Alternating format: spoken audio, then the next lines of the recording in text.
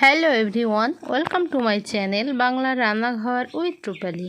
আশা করছি আপনারা যে যেখানে আছেন সুস্থ আছেন, ভালো আছেন। দেখে নিশ্চয়ই বুঝতে পারছেন দারুণ একটি রেসিপি নিয়ে আজকে হাজির হয়েছি। আজকে একদম ইউনিক একটি চিকেন রেসিপি নিয়ে হাজির হয়েছি। আপনারা ভিডিওটি প্রথম থেকে শেষ পর্যন্ত দেখতে থাকুন, আশা করছি আপনাদের ভালো লাগবে। চিকেন রেসিপি বানানোর জন্য এখানে আমি 4 পিস বড় বড় সাইজের চিকেন নিয়েছি। চিকেনটা ভালোভাবে ধুয়ে নিয়েছি এবং একটু কেটে নিয়েছি।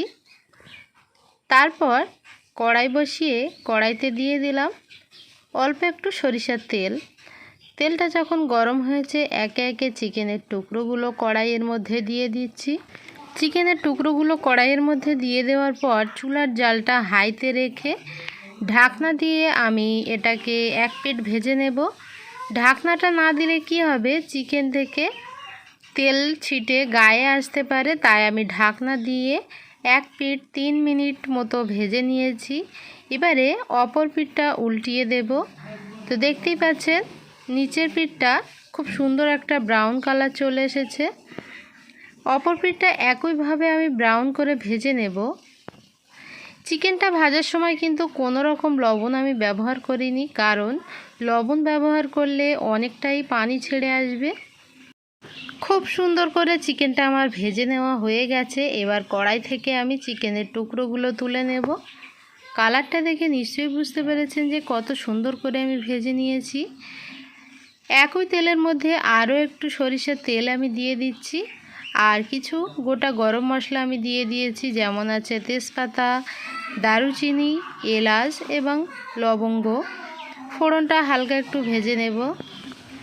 ফোড়নটা আমার ভেজে নেওয়া হয়ে গেছে। এরপর দিয়ে দেব দুটো বড় বড় সাইজের পেঁয়াজ কুচি। পেঁয়াজের পরিমাণটা একটু বেশি রাখতে হবে। তো পেঁয়াজটা আমার হালকা ব্রাউন করে ভেজে নেওয়া হয়ে গেছে। এবারে এর মধ্যে আমি একটু পানি দিয়ে দেব, নইলে পেঁয়াজটা পুড়ে যাবে।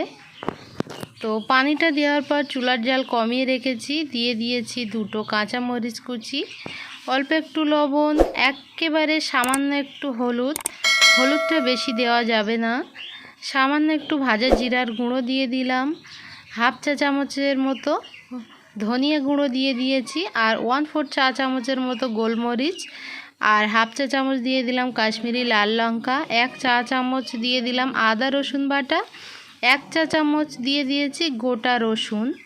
অবশ্যই গোটা রসুনটা ব্যবহার করার চেষ্টা করবেন। সবগুলো মশলা আমার দেওয়া হয়ে গেছে। এবারে মশলাটা খুব সুন্দরভাবে আমি কষিয়ে নিয়েছি।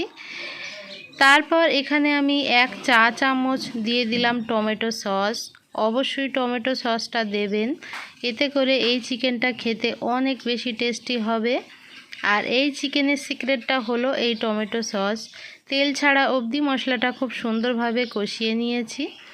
মশলা থেকে যখন খুব সুন্দরভাবে তেল ছেড়ে গেছে, তখন দিয়ে দেব আগে থেকে ভেজে রাখা চিকেনের টুকরোগুলো। চিকেনের টুকরোগুলো দেওয়ার পর মশলার সঙ্গে খুব সুন্দরভাবে কষিয়ে নেব। চিকেনটা খুব সুন্দরভাবে আমার কষিয়ে নেওয়া হয়ে গেছে। এবারে আমি চিকেনটা সিদ্ধ হওয়ার জন্য পানি দিয়ে দেব। পানিটা দিয়ে দিলাম ঠিক যতটা আমার লাগবে চিকেনটা সিদ্ধ হতে, ততটাই দিয়ে দিয়েছি। এবারে হালকা হাতে মিশিয়ে নেব। তারপর উপর থেকে দিয়ে দেব বেশ কিছুটা ধনিয়া পাতা কুচি। হাতের কাছে থাকলে দেবেন, না থাকলে দেওয়ার দরকার নেই। হাফ চা চামচের মতো দিয়ে দেব শাহি গরম মশলা।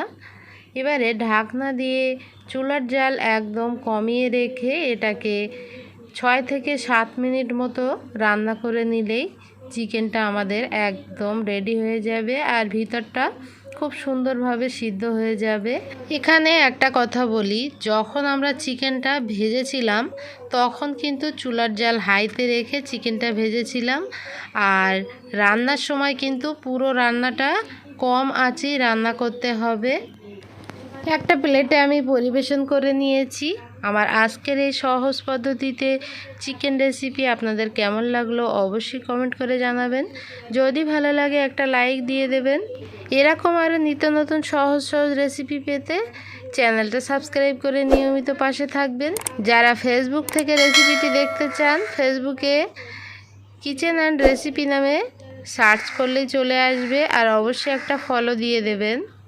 আজকের মতো এখানেই বিদায় নিচ্ছি। দেখা হচ্ছে পরবর্তী নতুন কোনো রেসিপির সঙ্গে। সে পর্যন্ত সবাই খুব খুব ভালো থাকবেন। আল্লাহ হাফেজ।